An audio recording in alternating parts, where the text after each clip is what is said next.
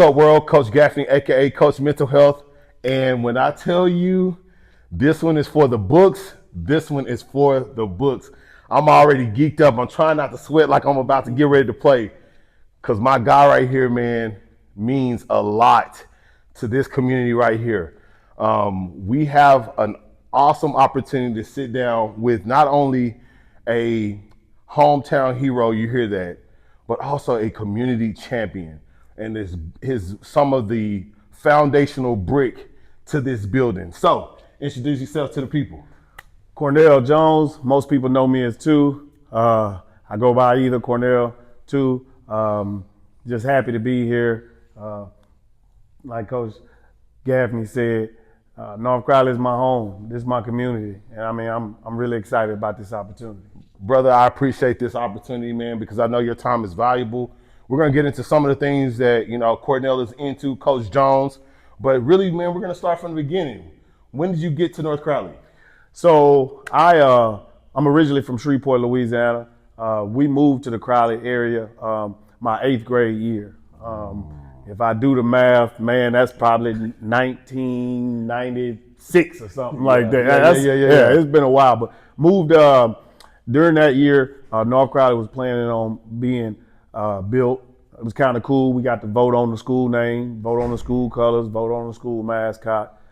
In the time it was being built, went to Crowley 9th grade. We were all there at the 9th grade, dominated in sports because everybody was there. And then North Crowley opened up my sophomore year, and this was where I chose to be, and it helped start it off. Hold on real quick. Let's get back to that part because, so from what I understand is North Crowley opened up your sophomore year in high school. Yes. But before then, you were across the city. Yeah. And that was a little situation of decision that was made. Talk to us about what that decision and what that time was like. What was that? So it was kind of crazy because anybody who attended that 9th grade campus had the opportunity to choose where they wanted to go, North Crowley or Crowley. It didn't matter where you stayed because we eventually had brothers who stayed in the same house going to 2 different schools. Which is crazy. Crazy, So they open up a school, knock on the door and say, hey, either you go north or you go south. Whatever you want to choose. Man, I kid you not, we had, Trent Shelton, Terry Shelton. Terry at Crowley, Trent over here at North Crowley. We had the Risher, Evan Risher, Kevin Risher. Kevin over at Crowley, Evan over at North Crowley, staying in the same household. So it was definitely, it was crazy, because these guys, first of all, you living in the house and you're going to 2 different schools, but also, we were all at the 9th grade campus competing together and then having to compete against each other. But for me, my decision came down to the relationships I had built when I moved here at CMS. Being at CMS with those guys, we wanted to build something special here. We knew we had some talented, myself, guys named Clarence Williams, Keith Langford, we had Robert McMillan, just a few guys that we made the decision to say, hey, we want to start something over here at North Crowley. So that was the decision. That's why I made that decision, because we had committed to each other that we wanted to do something special at a new school. Wow, bro. So hometown, homegrown said, look, man, we want to do something special in our community. We're on the go for them. And this is, again, 98, 97, 98. So times have changed a little bit, but the ideal of community is still there. It's still this commitment to, you know what, I want my community to thrive. And I think that's dope, man. So you mentioned a couple of names, man, and I'll just give my history.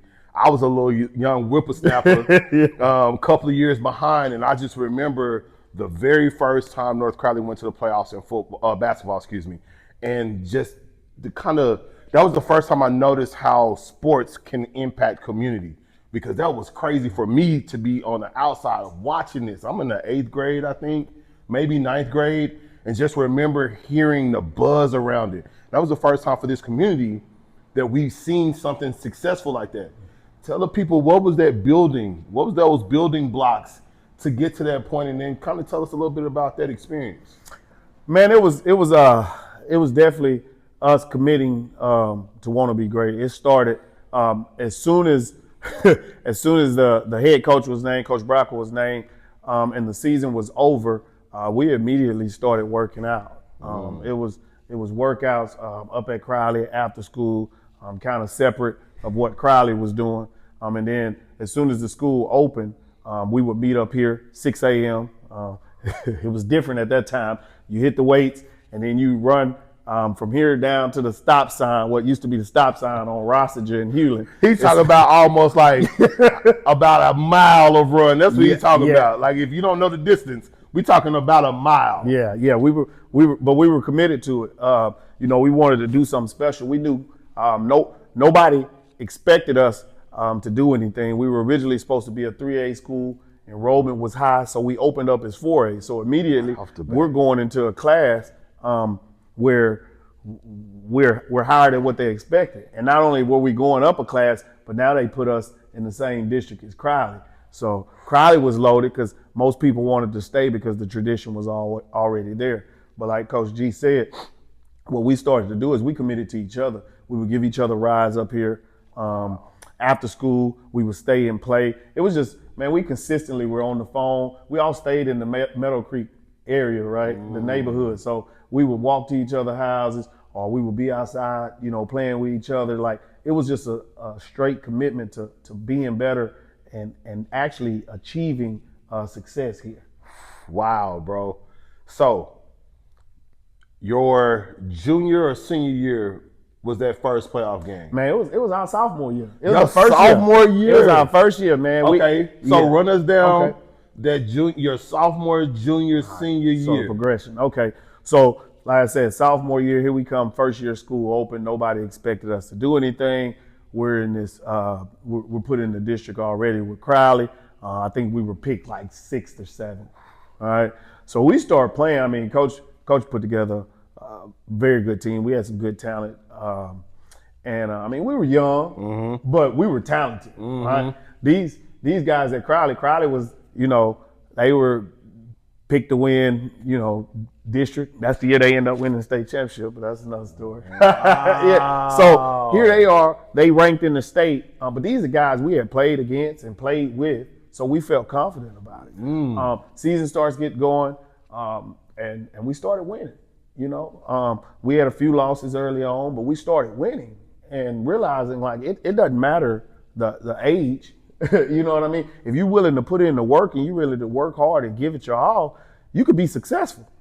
And that's what we were doing. Quotable. We were putting in the time. So sophomore year, we're going through. Of course, we finished 3rd in the district. Crowley wins the district. Cleveland is 2nd. We're 3rd. Playoffs. We get in the playoffs. Now, first playoff game.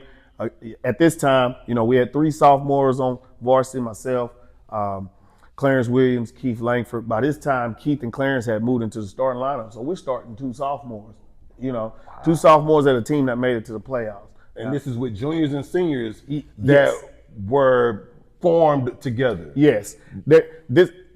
Our first varsity team, Coach Brock will tell you, had 0 varsity experience. We had Lance Yarbrough, who had played sparingly on the varsity at Crowley the previous year.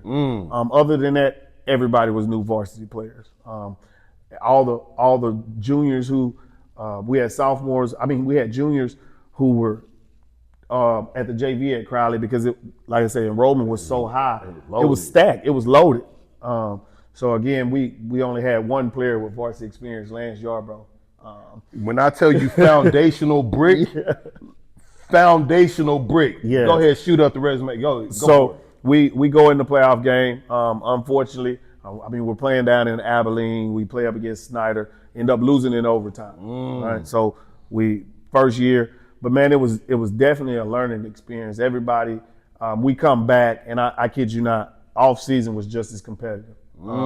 Myself, Keith, Clarence, with us being sophomores, we committed to we got to step up and we got to take a leadership role. We got to be better. So junior year comes up, we have the experience. We got some juniors that we had that are seniors, but like Coach Brocker came to us and was like, "Hey, I really need you guys to lead." He pulled me aside. He said, "Hey, last year was good. You came off the broken leg, did well. He said, but this is what I need from you as my point guard, as my leader. And I think that was one of, my dad used to always say, hey, be a leader, not a follower. But that at that time, being at varsity level at a newer school where we needed higher accomplishments, that's when I said, you know what? I have to find out how to be a better leader. And that's what 16 years old. 16. You know what I mean? 16 years old. But, you know, I thank God for just a father who was leading me and pushing me that. So that year, I spent a lot of time on being a leader. What does my team need me to do, right? I got scores here and here. Okay, I need to lead on the defensive end. I need to be the hustle guy. I need to take the charges. And I would tell the team, hey, just follow my lead, guys.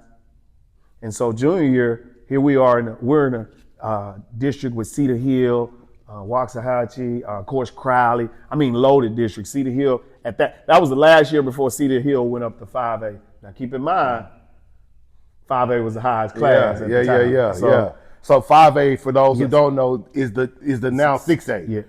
You talking about you could call them the dogs of the dogs. Those are the big dogs. Top of the top. In that time. Yeah. So we caught them, and man, we go in. I mean, at that time, coach was saying, hey, I'm gonna give you the best player on the other the best guard on the other team. You go in, you shut them down, we win. You know, but again, you know, I had been raised that you fear nobody. You know what I mean? You go out and you get it. So that was my thing. I'm telling the guys, hey, let's go get it. Let's do it. Yeah. And again, this was our second year on varsity. Second year the school was built, and we started to feel a name for ourselves, right? You starting to hear top 15 in the state. You know, like North Crowley, second year. Word? Yeah, top 15 in the state, which brought about excitement. Like Coach G said, you talk about now community is getting involved. We're coming in, we're playing home games, and it's packed. Like we had only saw this as freshmen when Crowley was playing over there, and they were one of the top 5A teams, right? Yeah. So here we are. Growing up, we seeing the Everman, Dunbar, you know, in Fort Worth. That's who it was, you know. But you come to a North Crowley game, and now it's packed. You know, what is going on here? Man, I tell you. And I mean, it was a great feeling. Yeah. You know, so we go on to we end up finishing second in district. No, actually, we tied for first with CDL. I'm sorry, we tied, but we lost a coin flip. So we end up getting the second seed in the playoffs. Advanced, met Capel. At the time, Capel had a 5-star quarterback, Hunter Wall, who would eventually go on to Oklahoma, right? But man, this guy was a monster. Yeah, you know. Yeah. Ran into him, man. He just willed them to victory. So, you know, another playoff loss. Then comes senior year. I mean, we were ready. Stacked. I think we were preseason, the number 4 team in the state. You know, preseason. Number 14. Wait. So you go off a loss, Yeah. first round against a worthy opponent. Yes. But even with that, the AP poll says, hey, that group over there, they got something. Yeah. They're bringing back a whole class of juniors into now seniors. Yes. That they got something. Yes. So fourth. Man, I mean, and we loaded. I'm gonna drop some names, and you gonna know people. Y'all Google some of these names. Man. Please do. You know, you talk about Clarence Williams, a Keith Langford, who ended up going to Kansas, but we had a Tommy Swanson who went to Baylor he was a junior coming up. We had a J.R. Duffy who played at Niagara. He was a junior coming up. We had Trent Shelton, who was right behind me. Hey, two-sport athlete. I'm finna flip this thing over. You know, my big brother, man. Hey, we was loaded, man. Loaded. You know, but it's our time to shine. Yeah. You know what I mean? Senior year, we had got over the Crowley hump. Just to let you know, Crowley beat us both times. Sophomore year, they won the state championship. They beat us the first time junior year. We beat them that last time, and Crowley hadn't won a game since. Just gonna put that out there. Crowley ain't won a game in basketball since. Shout out to Crowley, though. I still love y'all. That's that old blood. That's it. old blood. That's it. You know, it's hard because you gotta understand when that school split, That was some Hey. stuff he didn't talk about that really happened. Hey, So yeah. that old blood was real. But go for it. Go for it. I'm gonna get off that. Yeah, so we come in with preseason number 4. I think at the time Dunbar was number 2, South Lake Carroll number 1. We meet South Lake Carroll out at a tournament in Dallas, beat them by 25, just demolished them. Met Dunbar in a tournament in Arlington, up 12 or 13 at halftime. Somehow we had 5 players foul out in the second half. We ended up losing by 1. I'm gonna leave that alone. The legendary Coach Hughes, man, amazing coach, man. Just to be able to play against a team that he coached, man, was is a blessing opportunity. But High class. yeah. I mean, High class. amazing coach. You could just see the adjustments and see the respect he demanded, and just, I mean, amazing. So I mean, shout out to him. But just a 3-year program, and everybody in Fort Worth claimed Dunbar was just so far ahead, you know. But to have that type of competition and fall just a little bit short, we felt good because we felt like we were better, right? We felt like we were better, and we felt like, you know what, we'll see them again. Yeah. So here It'll come around. it's coming around. Yeah. So season goes on, and I mean, somebody asked me the other day, man, what was your record your senior year, man? I think we were probably 31-4, maybe. I mean, just it was, we were playing some. I mean, our losses. You got Dunbar. We played the Colony up in Dallas, who would feature two NBA players, in Darren Williams and Bracy Wright at the time. We ended up falling to them by 5 in overtime. Both myself and Keith fouled out, you know. But we make it to the playoffs. That year we won the Whataburger tournament, the 5A division. Yeah, we were still 4A, but we played up in the 5A division. Actually, we won that Whataburger tournament that year. And then we get into the playoffs. Now, keep in mind, I mentioned South Lake Carroll, who we had beat, and we had also beat them in another tournament again by 11. We beat them twice. So we're progressing in the playoffs. We get to the semifinals, and there's the quarter before you get to state semifinal, before you get to state.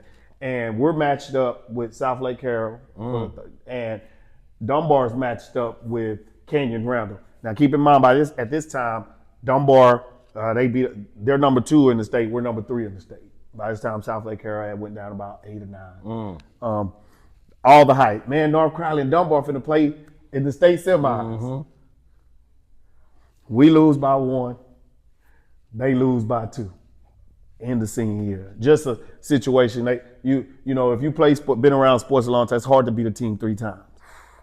And then when you talk about kids at 16, 17, 18-year-old trying to get that mindset, you know. And again, these are lessons that you learn as an athlete, that you never go in overconfident, right? And we talk about it all the time. You know, one of the things Coach Bracco talks about, how talented that group was and some different things was, but we talk about it all the time, kind of going into that that too confident. But, you know, I can say this, and I remember talking to Coach Bracco afterwards, and I said, man, the foundation is here, Coach. I just need these guys to continue. I looked at Duff. I said, man, y'all go get this thing. Yeah. You know, so that was my journey, my 3 years here. But by the time, I mean, that third year, guys, like, people don't understand how the trajectory had changed and how the crowd was there, the community was there. Man, it was amazing. And you talking about 90s. You're not talking about 2008. Man, I'm talking about You're talking about 1996, 7, 8, 9. When it started. So I'm going to throw a plug in here right here, because I got excited at a point where you started talking about some of those dudes that I would say are my big brothers, because I graduated from North Crowley too. But one of the things that I think doesn't get talked about a lot is how much that time period influenced the thinking of other sports. And I'm going to bring it full circle. So, you graduated what year? 2001. I graduated 2004, or 2004. So they make it to quarterfinals in 2001. Football makes it to a state championship 2003. But the seeds were set and sown by that class. We saw, oh my God, we could do something at North Crowley. Oh my God, you see our big brothers and how they are working through what they're working through, how they're progressing through, how they're learning. And we look back, You talk about y'all coming together in middle school and being able to name. Yep. We came together in middle school. So DJ, who is one of our starting linebackers, is direct cousins with two. Yep. And how he would come back and say, "Hey, bro, my older cousin said," and we'd be like, "Oh, okay, okay." And so they are feeding us, and I don't even know if they realized it, but they are feeding us vicariously through their experiences of how to lead a program that is a no name, that no one respects, to a point where they say, "Oh, snap, what's that?" And so some of that permeated in track. Some of that permeated. You talk about dudes that are two-way players. Trent Shelton was the first to go Division I in North Crowley in football. Yep. So I think we had a one or two maybe that went before, but that was the permeant name that was like, oh my God. Yeah. I think John Hunt or some of the other cats that are named Big Cat, I think he ended up going. Big Cat did go to Cat, UTEP. Yeah, he went Big to Cat, UTEP. so shout out to 01. But the point is that spirit of excellence started to kind of spread itself out through the culture of North Crowley. And for people that don't know the history, they forget about 97 to 2005 and 6, where there was a golden years of, oh snap, they doing something, that then led into 2008, that took a little break and then led into some of the other most recent success. But there's a history here. And this gentleman right here is one of the pieces that started that. And so shout out and homage to you for the work that y'all put in so that us youngsters can say, man, we could do something too. And you mind if I expand on that? Please. Man, I tell you what, these guys here, and I look at them like my little brothers. Like he was talking about, Deontay, we grew up together. He like my brother. He moved to Texas with us. You know, we've stayed in the same household for. And this is blood relative cousin, but little brother. Little brother, man. Yeah. But these guys, man, when I say, I share this story all the time. I would come home from college and I would go in the field house in the weight room and they in there. Like this class here, they didn't fear nobody, right? And I loved it. And I used to tell them all the time, there were other, like you said, there were a lot of great athletes that came through. And like one of the things that I always wanted to do is I wanted to share the love. I remember Trent Shelton, when we first met, he came to me one time and he was like, hey man, I kind of want to work with you, improve my skill, improve my back. And that was my thing. Like, I don't mind sharing that. But man, these guys here, I used to tell D all the time, like, man, y'all be who y'all be, because y'all got something special. And it's so funny, man. I would see, you see these guys, you see like Coach Gaffney, you see D, you see Dion, you see Lance, you see all these. Panfield, you see all of them. Tyson, you see all of them. And I remember when they were so just young and so full of energy, and you couldn't tell them they wasn't going to win. That's why you couldn't tell them they wasn't going to win.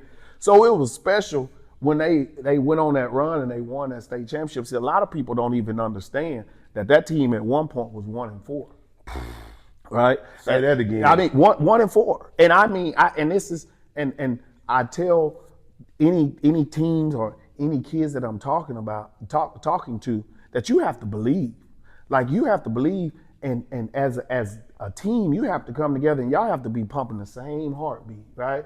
I remember y'all lost that game to Brownwood, man. D came home and said, man, y'all had a Saturday practice. I promise, back then, it wasn't no limit on practice. I'll tell you, y'all probably practiced about 4-5 hours that day. Man, he came home, and I was home from college that weekend, and he said, man, we're going to win the state championship. We're going to win the state. I said, man, y'all ain't finna do nothing. We just lost 30-7. Just lost 30-7. 37. Game 5 of the season. Man, and we're talking about we're going to win state. Man, listen. And he said it, and I'm like, man, you trip. I told my dad, I said, man, check D for them concussions, man. He had too many concussions. He like, I'm telling you. And I mean, didn't lose a game the rest of the season. I mean, like, literally. And as they kept winning, I remember a few weeks later, y'all were playing Stephenville. And you know how Stephenville, I played at Tulsa. So they talked about it all. We're going to beat North Crowley by this and that. I'm like, by 50. I'm like, I don't know, them boys playing well. What did y'all do? 13-6. That's it. And I mean, it was. They didn't know what happened in Stephenville. And I mean, even throughout the playoff, we can talk about, Ryan Mallett in Texas High. It was just so. But it felt good because here I am. North Crowley's in my blood. You know, I'm I down bleed there in blue. Stephenville, and I'm like, y'all can't even beat us in football. Now, what's up? Like, you know what I mean? Yeah. And I mean, it was cool. And D know this, but man, I remember you guys were getting ready to play in the state championship, and here I am in basketball practice. Yeah. And I told Coach Reisman, I said, hey, my little brother and them, they playing North Crowley playing state championship. He said, okay, we'll end practice early. Wow. I ended practice early so we could go streamcast it and watch it on there. And I had no doubt, but when I watched y'all play at Texas High at the old Texas Stadium and y'all won that game, I knew it was a wrap then. Yeah. I knew it was a wrap. So Yeah. I just wanted to do that plug. Like it felt great, you know, because these were guys that we poured into that, you know, I spent time with because they were so young. They were around D all the time, and they were hungry. They wanted success. And they went out and took it, man. Yeah, I appreciate you saying that. We're talking to a foundational piece, and I think that history is important because history has an opportunity to repeat itself, even in a good way. And so success leaves clues. And so you talk about the ideal of community coming together. You're talking about some pieces that are there, but I think it's also important for communities to have the old heads that tell you, hey, man, this is how this was built.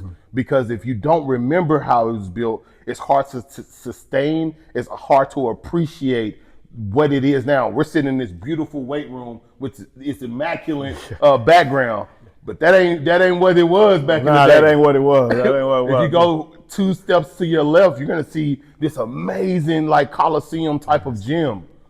That's not what it was back in the day. And so there were some people that built this thing brick by brick, and I mean that foundationally, that permeated throughout this community. And it started with those individuals that were courageous enough to come to North Crowley. It started with those people who took those lumps those first few years at North Crowley when they fielded 25 people on the football field, when they had sophomores playing up against upperclassmen who are state bound and D1. It took some of those pieces to come together to say, you know what, we can go through this process to learn how to better ourselves, to then better our community, and then the results will show up on the field. And so we're talking a little bit about his journey and how there were bricks laid at North Crowley early. It opened up in '98, and from that moment, you see bricks being laid to some of the success that you see North Crowley at. It was kind of a sleeping giant for about 10 years, and then now you're starting to see North Crowley's name all the time, but that success has been here. It's just it's been ignored in certain seasons. So too, you get out of high school, where'd you end up playing next? I ended up going to Tarleton State, ended up getting the opportunity to go down there and play basketball. Tarleton State, for anybody who doesn't know, is in Stephenville. But a lot of people know now because now we got a Fort Worth campus right off McPherson, which is cool to see that growth as well. Yeah. But yeah, transition, end up going to Tarleton, played 4 years there. If you look, 107 and 25 was my record there. That's the winningest player in Tarleton history. Just letting you know. Put that out there. Good. But yeah, transition to Tarleton, which was scary. But Talk a little bit about it. You can talk a little bit about it. You know, here I am again. You know, since 8th grade, I have been playing with the same guys. And in high school, regardless of how I adjusted to be what my team needed, I still knew I was going to be successful in high school. I mean, some people just bet, all that preparation, all that hard work, all that training, it shows itself in high school. For that. You see it, and I felt like I was a dog, like Speed. So, and even back then, you had to be a dog when you was undersized anyway.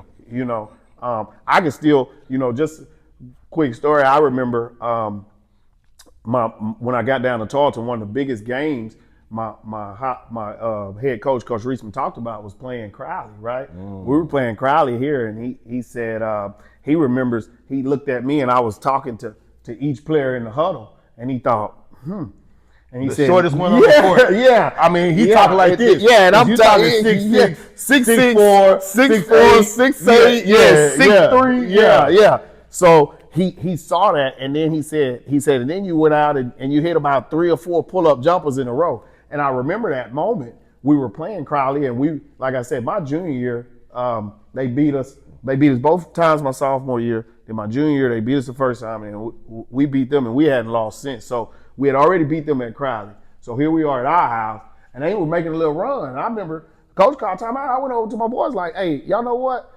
They not finna beat us. Like, we finna go spread, and I got this. Like, I got this. Like, and so that's what happened. And, you know, my boys, Keith and Claire, we had such a good relationship. They was like, all right. So they had, they had a smaller kid, and there ain't too many kids that be smaller than me, holding me, man. He was a junior, I think. And I mean, I just went to work. Yeah. Probably hit like 3 or 4 pull-up jumpers in a row.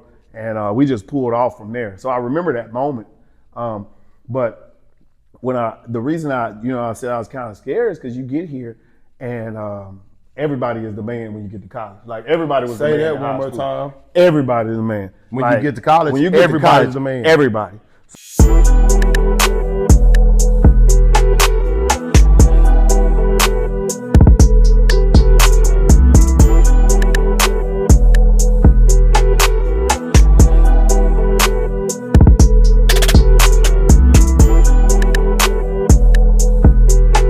So I'm going in, and let me be honest, I graduated, I was 139 pounds.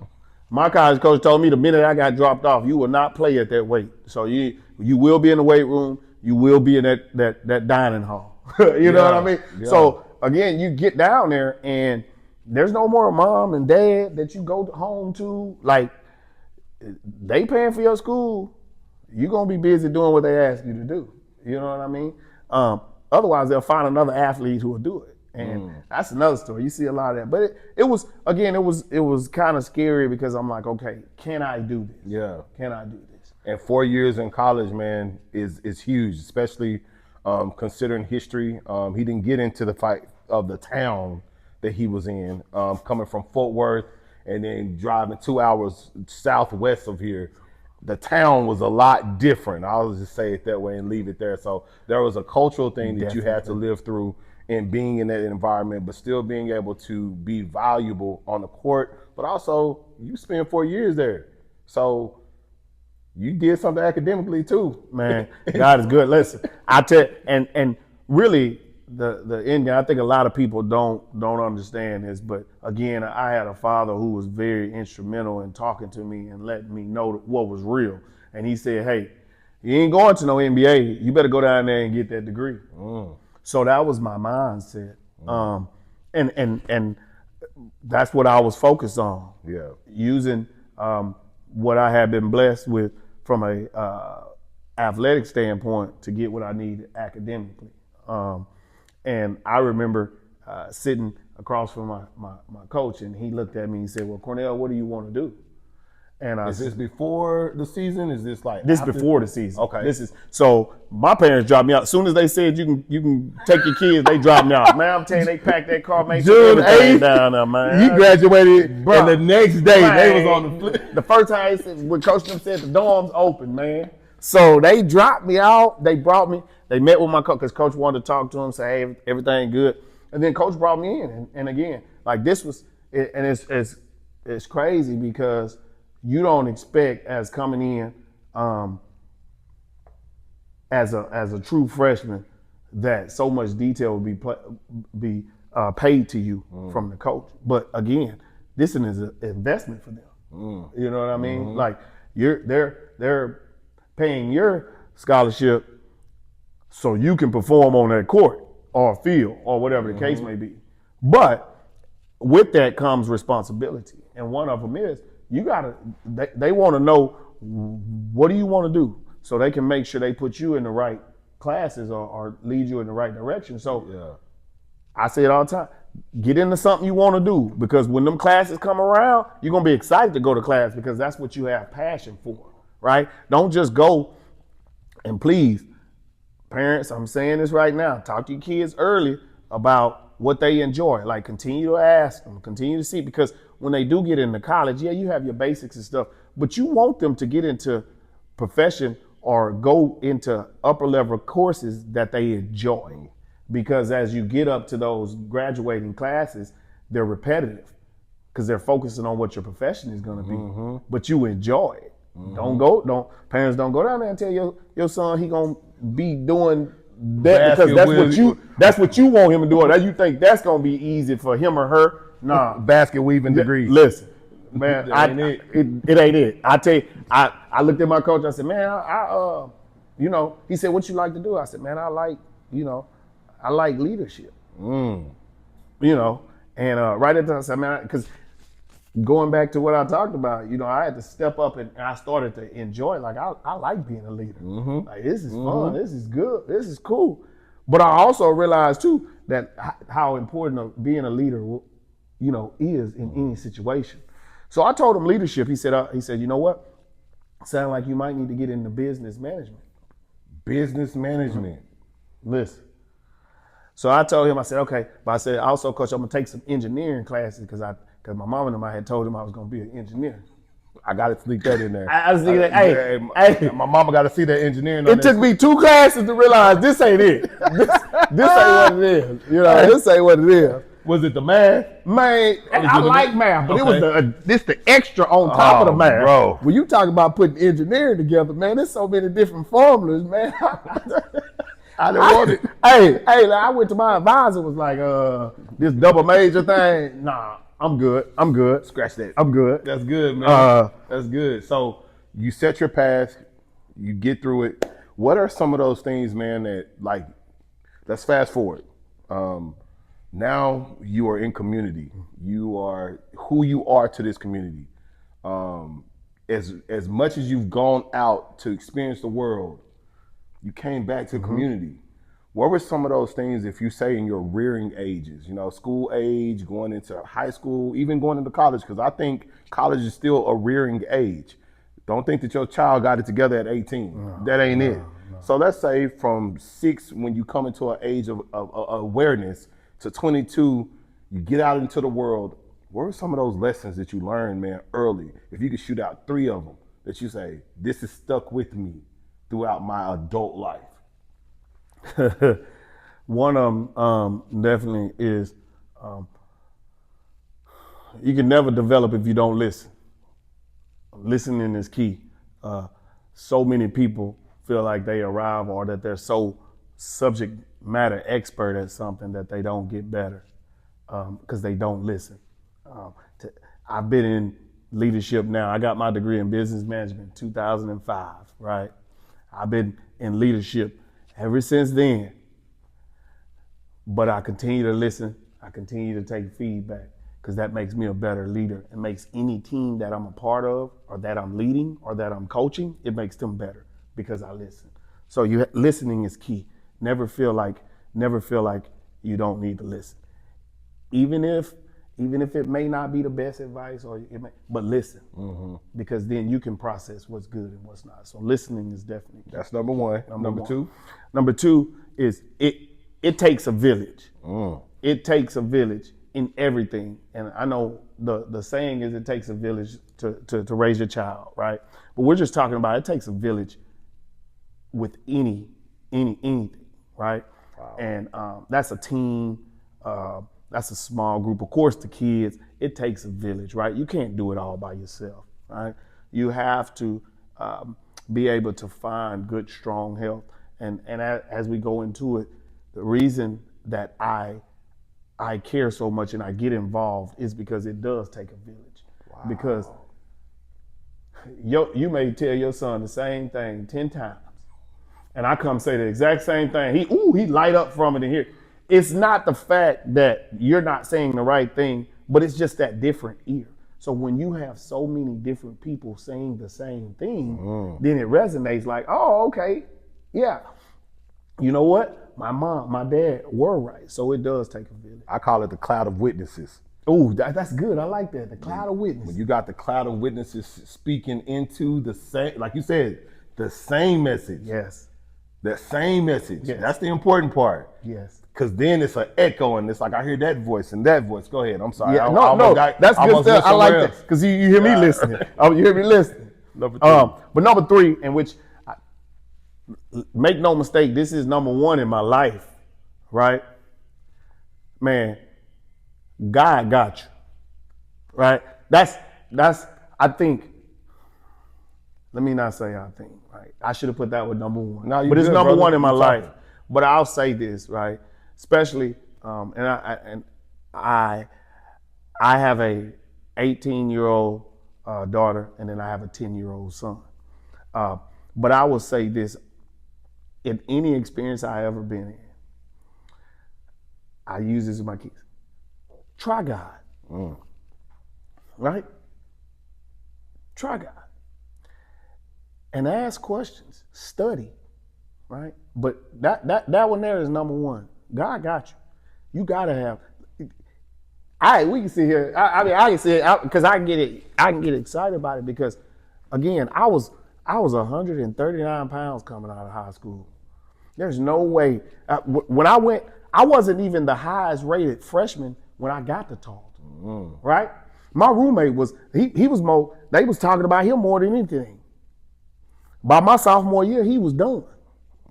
I was the only freshman. I came in with 5 freshmen. I was the only freshman to go all the way through. 107 and 25. That's only God.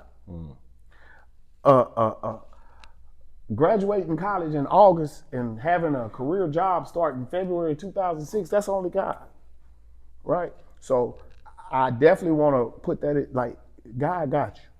That's what's up. But you have to give him the opportunity. You have to give them the opportunity, bro. That's awesome. You talked about it, and let's get to it now. So, circling back to, you said the village, and the reason why it's so important to you to be a part of the village, man. How do you show up for athletes today? Man, so to kind of throw back, I started coaching like my sophomore year in college. A young lady in my class was like, "Hey, my younger brother love you. Could you come to one of their practices?" Went to one of their basketball practices in Stephenville, and the coaches at the time was like, "Hey, can you show us this, and that?" And eventually the parents came to me and was like, "Hey, can you, coach these boys? We'll. And so that's how I started. 20 years old. 20 years wow, old. Man. And I started coaching, and they started seeing the players develop. So I did that even after I finished. But I kid you not, we were up here playing in the tournament, and I saw a minister. He came up to me and he said, "Man, you bringing these boys down here to beat our boys? Come coach in your own community." Kid you not.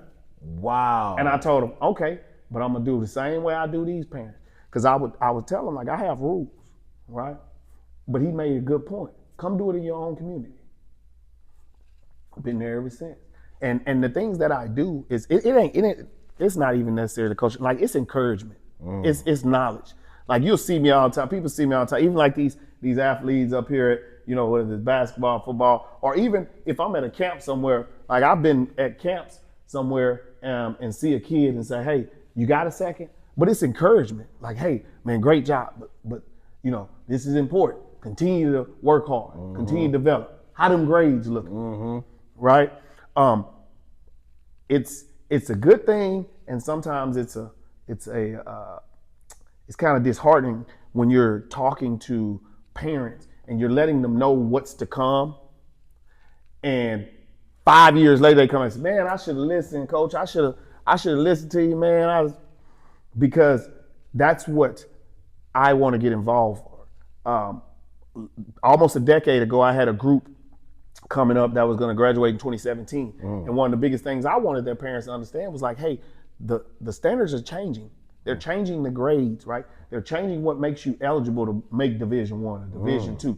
Testing scores have to be higher with lower GPAs. So stay on these kids about their GPAs, right? Just different things like that. Like, I'm always looking at and checking the landscape of higher education, because that's ultimately what I want all of the kids to achieve, is higher education, because that athletic ability might run out, or it's gonna run out. Oh, it will. Let me not say might. Oh, it Let me will. not say might. It's gonna run out.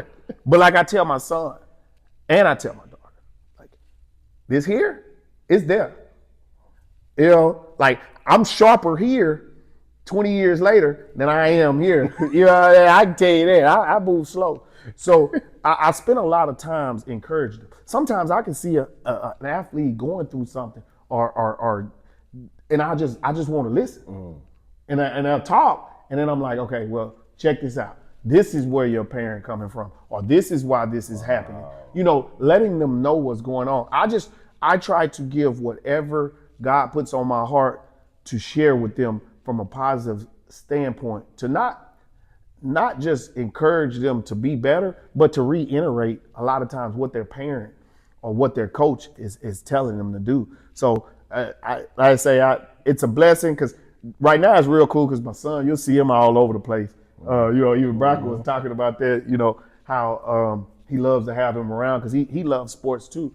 But a lot of the athletes, I just like encourage to kind of go with my coaching. It's funny because parents come all the time like, Coach, we're in a tryout. You got some more spots on your team? And I always say, I don't know why y'all like bringing y'all kids to me. But my whole thing is I'm going to be honest with you. I'm going to be honest with you. But I'm also going to be respectful, and I don't have a problem talking to the parents. Like I always tell parents, them are your kids at the end of the day, right? Yeah. But what I'm going to teach them to do is they're going to have to listen, because in life you have to listen, right? And I tell the kids that all the time.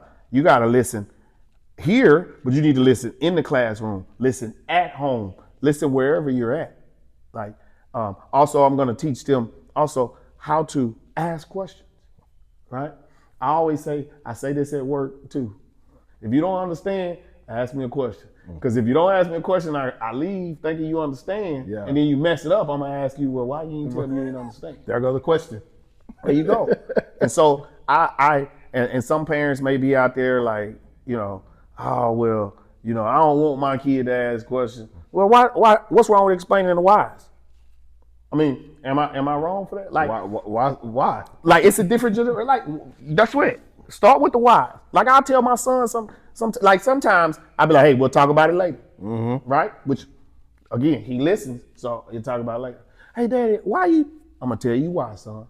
Or you'll see some flash on the news, right? With my oldest, prom shootout, blah blah. You wonder why I didn't send you over there. Situation, you know. Yeah.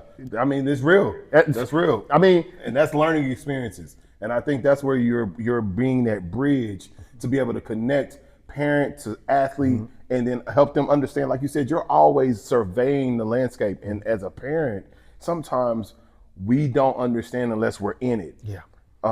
You can be around it, but not really truly understand because you're not in it.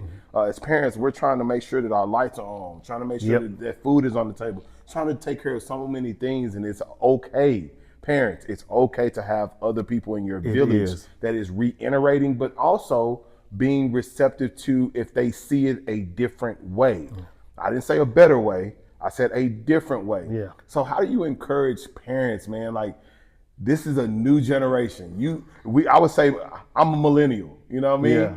And I'm a millennial parent. But ball, when I played, is different than ball now. It is. So how do you encourage parents? What are some things and tools and strategies you would say to parents like, look, man, here's the landscape now? Yeah.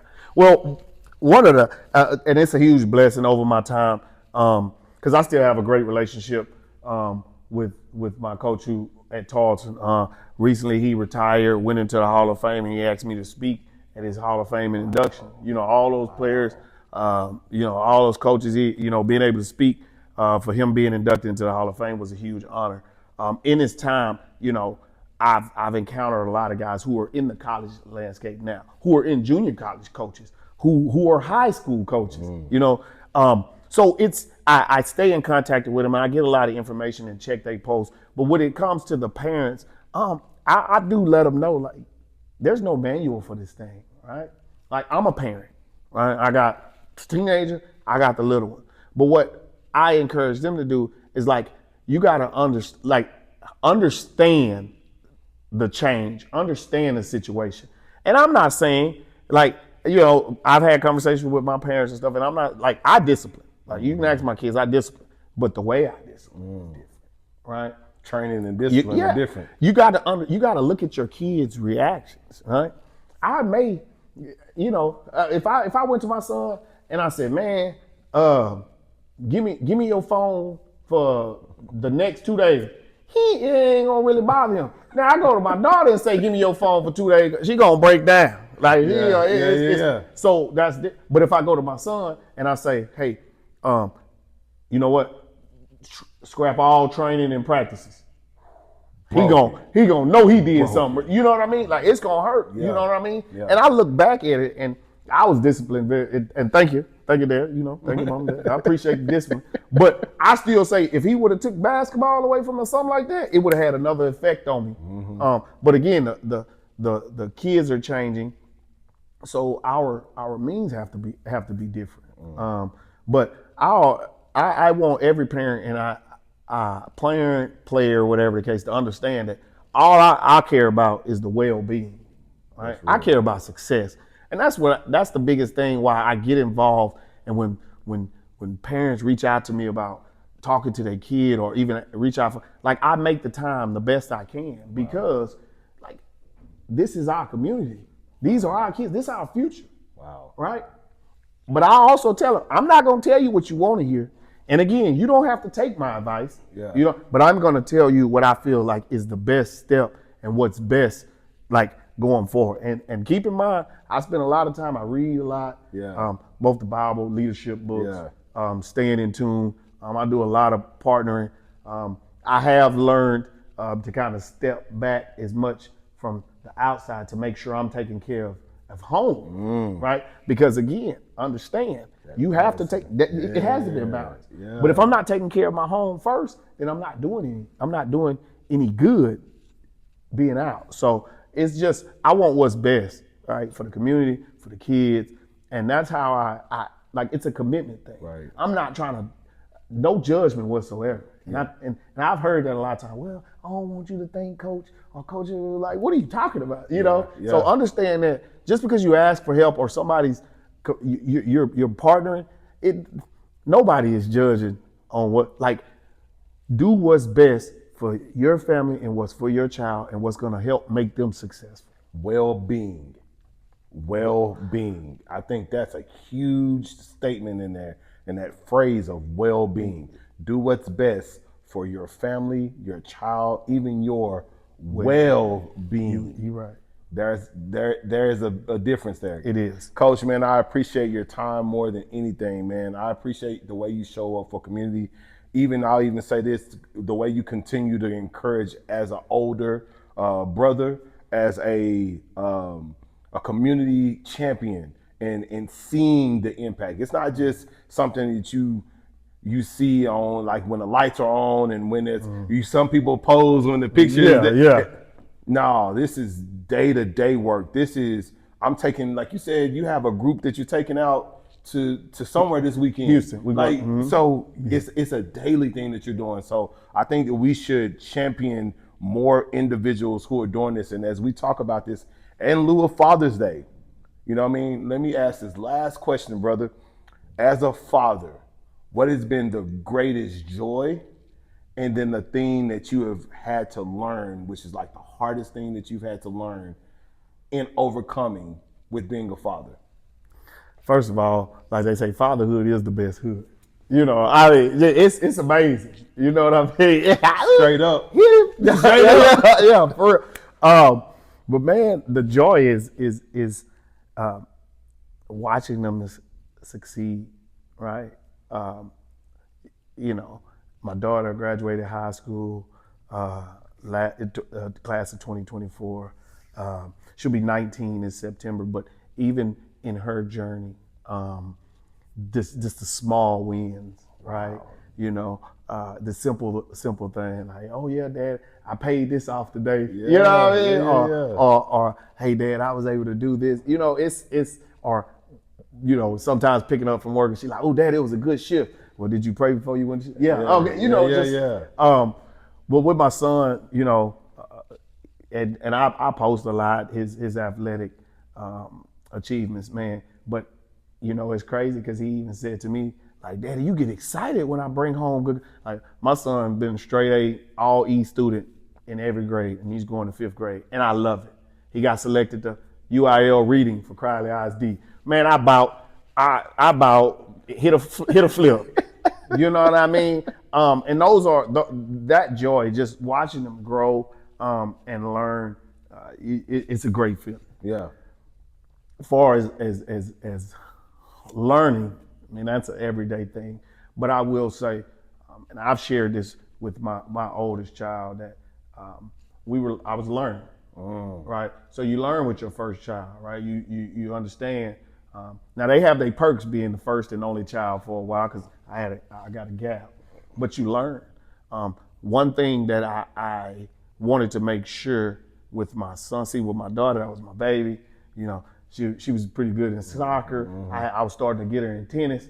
She used to tell me all the time, "Oh, Daddy, I don't want to do," and I'm like, "Okay." Yeah. But missing out on that team atmosphere, missing out on that camaraderie, that building those relationships affected, kind of affected things as our journey went on. And I'm just being transparent. Yeah, man. I learned then that they got to be involved in something, right? Need to be involved in something. I don't care if it's an art team, a debate team, whatever. They need the social skills that they building, being in a team environment, learning how to work together, understanding that not everyone is perfect. Like, we're dependent on each other being successful. Like, those lessons, they need to be taught early. Yeah. They need to be continuous. So that's the one. But the other thing is, like, when you start something, we're gonna finish it. You know what I mean? You start something, you finish it. So as a father, I've had to learn that the lessons that, like, when you have to learn, like I've had to learn, but don't try not to repeat the same mistake twice. So as a father, spending that time understanding your kids, and I just have to say this, right? I will tell you this. I know my kids. And I think as a community as a whole, sometimes we don't do a good job of understanding our kids. When the school would call me, I can tell you right off. Tell you the truth, I can tell you right off what my child did and what they didn't do. If they tell me something. Like, you're not gonna get that from me. I've had some instances where my son has told me a situation, I'm like, that don't make sense. And I've went to the school and it's been the wrong individual that they thought, because I know my child. Yeah. But it wasn't no running up there and I'm finna jump all on them. It was a simple, hey, when you get an opportunity, I'm like, talk about this situation. So it's about handling situations the correct way when you know your child and understand that people may not understand that the school has the best interest at heart, right? So I've learned that as a father, that you have to understand your child, but you also have to work to not make the same mistakes and correct those behaviors. So, but with that being said, that's I wouldn't change it for the world. Yeah, that's a gem, because you're talking about your journey. You know, where you are today had a journey, and changing it changes the course of the journey. Yes. And I think, bro, more than anything, man, I appreciate your wisdom. I appreciate your time. I appreciate you investing in not only your family, but other families, because those seeds that you're showing other young men how to be good stewards of their families. Yeah. The things that they may not see, the things that, and again, this is why it's important to have a village. They see examples, and I can speak of examples that I saw. Oh, I want some of that, and I want to see my family like this, and this coach does this with his family, and he's living it right now. And so as we talk about this village, think about that village as we talk about athletes. All athletes need a village. And that's the reason why we do this podcast, is because we talk about on the squad the importance of the village, the circle of support of how you see that athlete. You see that athlete central. You see him on the court. You see him on the field. You see him in competition. And you're like, oh, wow, that's great. But there's a village around, or it should be. Otherwise, you see some of those news reports about athletes and some of the things that they do as people because they didn't have a village. So stay tuned to what we got going here. Please follow some of the work that's happening here in North Crowley. How do they reach you, man? Were you on social and you post all the time? I mean, you can reach me my Facebook, Cornell 2 Jones. I'm on Instagram. It's at Coach 2, number 2, BBG.com, right? And if you wonder what the BBG is, it's built by God. So that's Coach 2, BBG.com. That's my Instagram. Twitter, the same thing. You can find me on all types of, just look for Cornell 2 Jones and you'll find me. But again, BBG, baby, I'm built by God. That's it. What he said, he built by God. And so we thank God for this opportunity. And thank you for North Crowley, Coach Brackle, for allowing us into this amazing facility. Until next time, remember always to choose love, because love is the greatest gift we can always give. God bless you all. We out. The squad.